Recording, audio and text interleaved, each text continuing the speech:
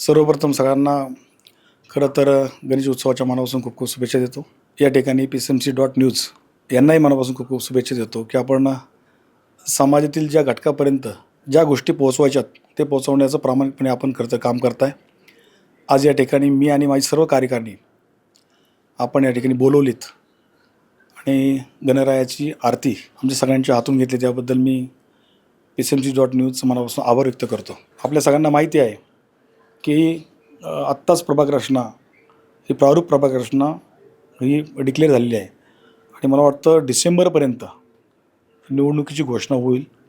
आणि ह्या महानगरपालिकेमध्ये भारतीय जनता पार्टीची एवढी मोठी ताकद आहे. 4ही आमदार हे भारतीय जनता पार्टीचे आहेत. चांगल्या प्रमाणावरती प्रत्येकजण आपापले हुनर दाखवून आपण पाहिलं असेल की नजीकच्या काळामध्ये जे अधिवेशन झालं, अधिवेशनामध्ये प्रामुख्याने 4ही आमदारांनी आमच्या चांगले विषय मांडले, येथील नागरिक हिताचे विषय मांडले. त्यामुळे येणारी महानगरपालिका खरं तर 2022पासून ही महानगरपालिकेची निवडणूक ह्या महाराष्ट्रामध्ये बऱ्याच ठिकाणी काही कारणास्तव राहिलेली आहे आणि आत्ता जनमानसामध्ये अशी भावना आहे की नगरसेवक परत पुन्हा एकदा पाहिजे. आणि मला खात्री आहे, कारण ज्या पद्धतीने आम्ही खासदारकीची निवडणूक असेल, आमदारकीची निवडणूक असेल, ह्या निवडणुकीला जी भारतीय जनता पार्टी सामोरी गेली, येणाऱ्या महानगरपालिकेची निवडणुकीमध्ये पण त्याच ताकदीने खरं तर भारतीय जनता पार्टी सामोरे जाईल.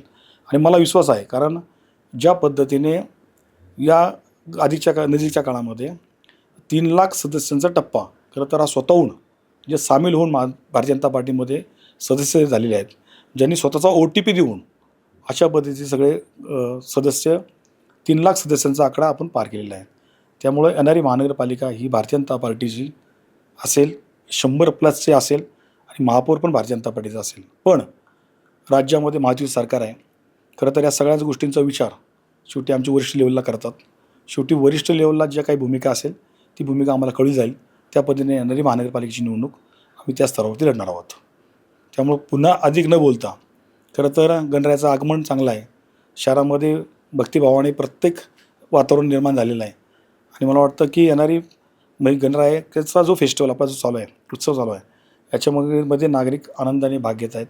आणि मी गणरायाची प्रार्थना करतो की माझंही शहर आरोग्य राहो, शहराचं इन्फ्रास्ट्रक्चर डेव्हलपमेंट चांगलं हो, शहराची काळजी सगळ्या नागरिकांची चांगली असू द्या, अशी सदिच्छा आणि शुभेच्छा देतो आणि या ठिकाणी थांबतो. धन्यवाद.